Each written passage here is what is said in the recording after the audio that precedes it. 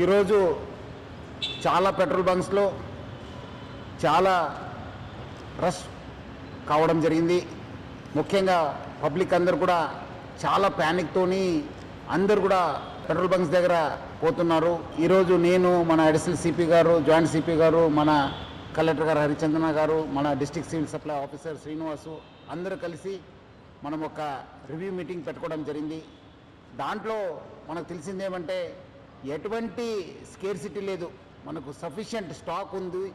60 రోజుకు సరిపోయేంత స్టాక్ ఉంది. అది ఎందుకో ప్యానిక్ అయ్యి చాలామంది వాళ్ళు 2 వీలర్ కావచ్చు, 4 వీలర్ కావచ్చు, అన్నీ ఫుల్ ట్యాంక్ చేసుకుంటున్నారు.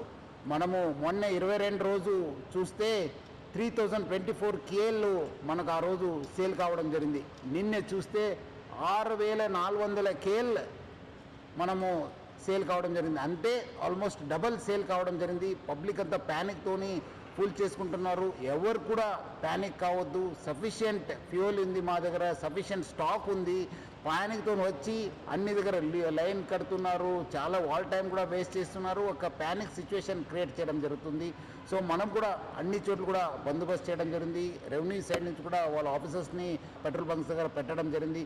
ఈ మధ్యలో కొంత పెట్రోల్ బంక్స్ కూడా నో స్టాక్ ఎందుకు పెట్టారంటే మనము డబల్ సేల్ కావడంతో ఉన్న ట్యాంక్లో ఉన్న మొత్తము ఫ్యూయల్ అయిపోయింది. సో ఈ రీఫిల్లింగ్ కోసము మనకున్న 320 ట్యాంకర్స్ ఉన్నాం హైదరాబాద్ సిటీలో.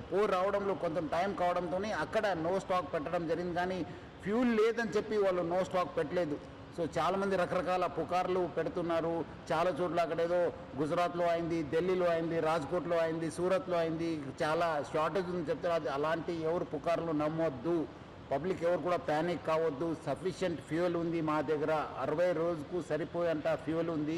మనం చాలా డీటెయిల్గా రివ్యూ చేయడం జరిగింది. సో పబ్లిక్ ఎవరు కూడా ప్యానిక్ అయ్యి పెట్రోల్ బంక్స్ దగ్గర చేరొద్దు. మీకు సఫిషియంట్ స్టాక్ ఉంటుంది. ఎవరు కూడా ఫుల్ ట్యాంక్ చేసుకొని మళ్ళీ అనవసరం కూడా ఇబ్బంది పడొద్దని చెప్పి నేను మరీ కోరుతున్నాను.